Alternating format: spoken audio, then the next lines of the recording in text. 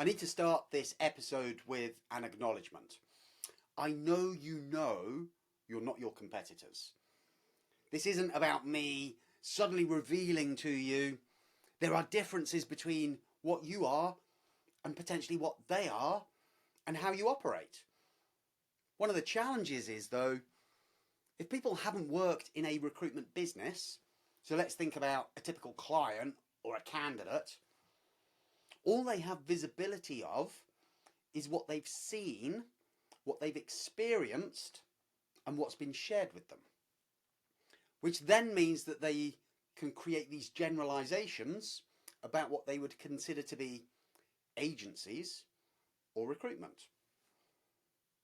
And a slippery slope to go down is when you run your own recruitment business, is to start to position yourself as being better.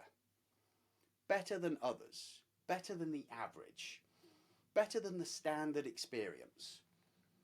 Because as soon as you start to set your stall out as being better, what you're saying is, we're doing the same to a higher standard.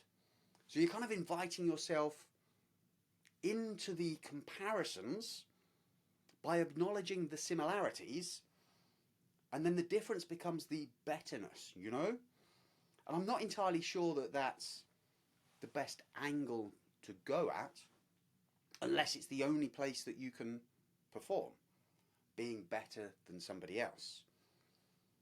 When really what we want to achieve is being different. Because when we become different, so many of the other comparisons fall by the wayside. And that's what sits at the core of the 4D recruitment method. It's about differentiation as opposed to betterment. And I think there are many agencies who could claim that they can recruit better. It doesn't automatically mean that they can calibrate that against the 100,000 other recruiters who are out there, put them in a league table and say we are better because. But what they could start to think about is, how do we show ourselves to be different in a way that generates a uniqueness, so that there is less opportunity for our potential customers to compare us as being the same or similar. And I know that it is rife in the prospect universe, the customer universe, the client universe, that there is this perception that agencies are pretty much the same. And they may not use those exact words, but if they say phrases like, other agencies are willing to do it for less, it's so laced with ambiguity. Other agencies. Well, who exactly? Like, what are you actually benchmarking me against to put me in this conglomerate that you're calling others? Because if you're saying others are willing to do it for less, you're probably tarring me with the same brush. And that doesn't automatically mean that they're not good and I'm good. I just know that I'm different. And because I know that I'm different, creating the comparison is what starts to create the issues. And other phrases that clients may use. Other agencies haven't been so insistent on asking all of these questions. Other agencies don't seem to feel the need to have time in the diary to understand the job. They're quite happy to go off and work on the job description.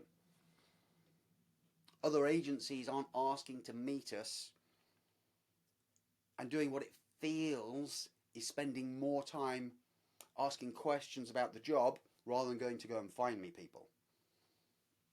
So as you get these micro pushbacks, ambiguous comparisons, you know that this person in this business is struggling to see the difference between you and others. So when you get price comparisons, we do work with agencies, but it's capped at 15%.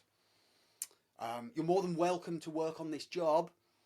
However, no, you can't talk to these line managers. Or maybe you should be talking to the talent team who deal with all the recruitment agencies rather than me. And without being too judgy, there is a fitness for purpose for different businesses with different models at different times for each organisation. And I have to highlight the fact this isn't about being better than everybody else. It's about being fit for purpose for what is required, recognising where your differences create that fitness for purpose where other options will fail. So therefore, in this moment, you are the unique offering, you are the difference itself. That means that you become the person who gets instructed. So if you want to come across as being different, it starts before you even do any outreach to talk to prospects. It's about how you define in your own mind, what am I willing to accept? What are the rules of engagement that I would consider to be my minimum expectations as to how I onboard am onboarded by, let me try that again, how I onboard and how they in turn onboard me, so that we create a mutually beneficial relationship rather than an arm's length customer-supplier transactional relationship. It's how I react to phrases like other agencies are willing to do it for less. If I join the masses, I'll start to interrogate the word less. If I start to think a little more clearly about the requirement for differentiation, then it's not about the others, it's not about less, it's about the client's definition of it. It's interesting you say others are willing to do it for less. Based upon your conversations with them, what is it that they are proposing to do? Based upon your experience of working with those businesses, what is it that you're asking them to deliver? And when you get more clarity on their definition of it, as opposed to a debate about who the others are, or a conversation about what the definition of less looks like and value for money, we're arguing over the wrong things if we're talking about others and less. Because really it's about, what is your perception of it, Mr. or Mrs. Client? Because if we can't have an agreement as to what it is, it's very difficult to say that others are willing to do it, and certainly difficult to be able to say, is their pricing in line with doing it for less, or are they charging less for doing something else? And I know that may feel moot. I know that may feel as though in the heat of battle, oh, but Jeremy, I want to win this client. I want to be able to prove to them how good I am. The moment you join in with being the same, the more you give them permission to continue through the process to treat you the same. Poor quality feedback after interview, tardy communication, lowballing candidates could all become invited because of your acceptance of being treated the same. When every ounce of your body knows you are not your competitors. So how we actually engage with this client in the conversation that revolves around the little things that they say, and how we pick up on the right ones to investigate, to explore, to discuss as two mature business professionals rather than petulant recruiters arguing with sulky clients. Do you know? And then when it comes to creating your differentiation in your solution, it's what you choose to show. It's how you show up. It's how you talk with fluency about the challenges that are associated with good quality hiring. How really it's about the engagement of the right people very early on in the process to ensure their attention all the way through.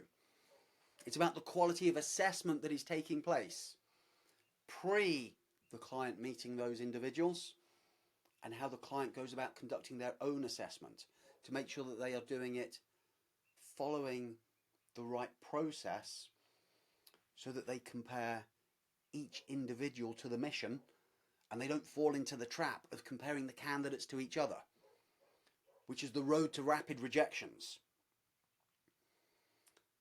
So when you think about your own behaviours, you think about the tools that you may have at your disposal.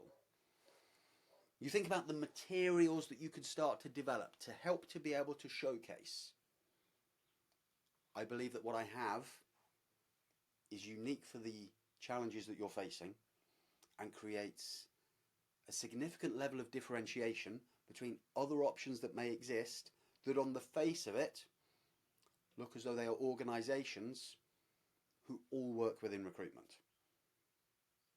And your credibility, your professionalism, your quiet confidence in your difference, rather than your emphatic, passion-driven belief that you are better.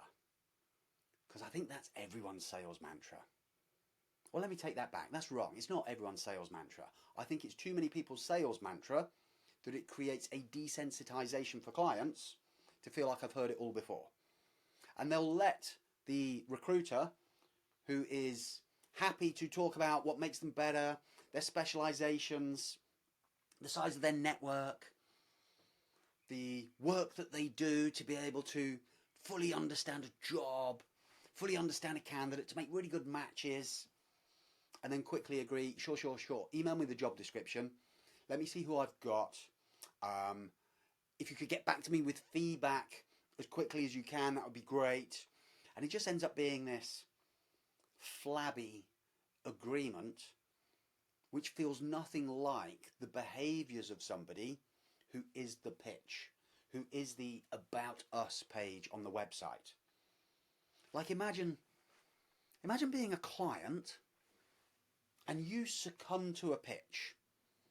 And during the pitch they say, we invest a significant amount of our time headhunting people for you, so that we give you a selection of people who are the best in the market rather than on the market, right? And they've got this polished spiel about the visible candidates, the invisible candidates, the power of headhunting.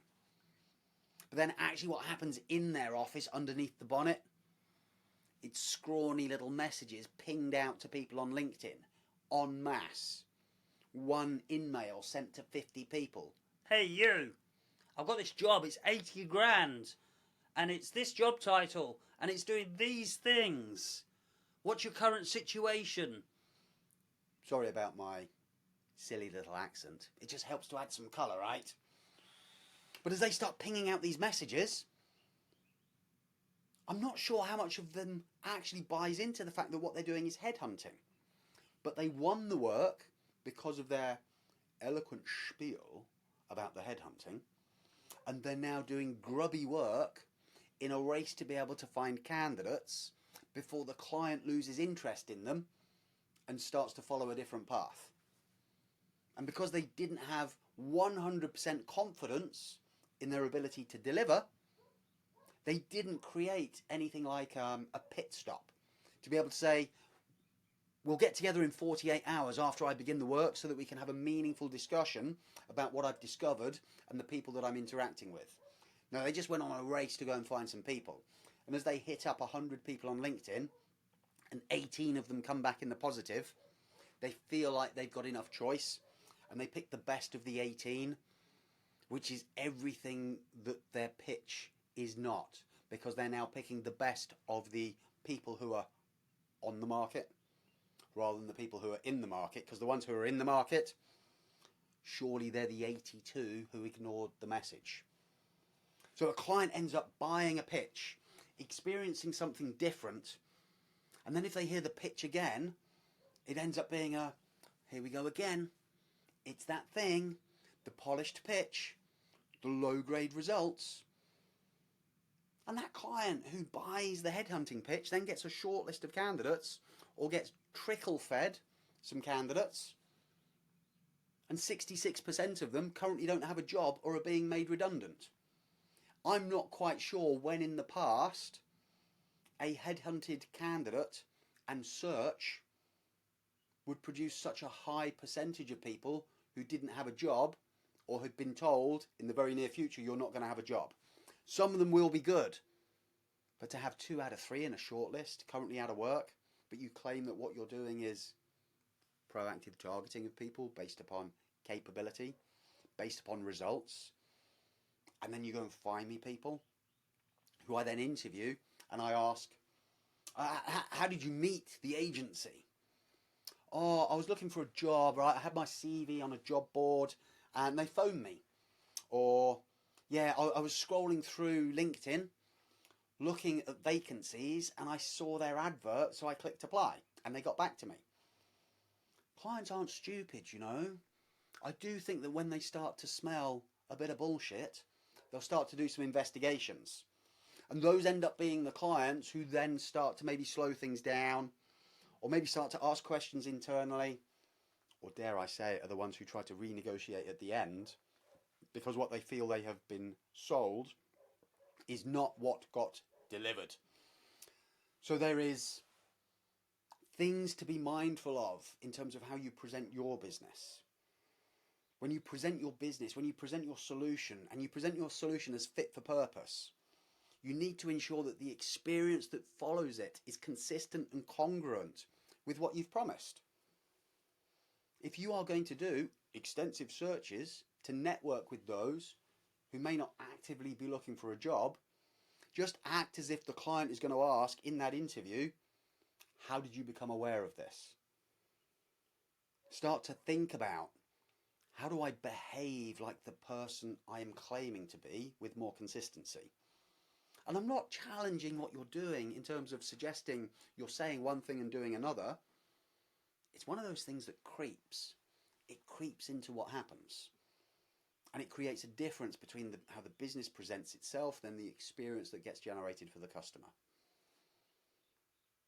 So please, as obvious as it is to say that you're not your competitors, when someone tries to treat you like one of your competitors, when someone tries to treat you like another agency, like the others who are out there, behave in a way that shows your recoil at the comparison rather than debating the level of betterment in the areas of comparison, and start to showcase how you believe that there is difference as opposed to improvement. And I guarantee, as you practice that, as you start to become more consistent with the way that you protect your own identity as a recruiter, your brand will become stronger. And adopting those 4Ds that sit inside the 4D recruitment method will give you that roadmap to help you to be able to produce for your clients the experience that they've been looking for, that they've been left wanting from time to time from other recruitment businesses, because they've yet to actually find someone who can behave the way that they claim that they will in the pitches that they present. So there's some food for thought there for you people. Digest, do with as you see fit. Any comment, any thoughts, you know where to find me. Hit me up on LinkedIn, ping me a message. Any feedback is greatly appreciated. And I look forward to seeing you on the next episode.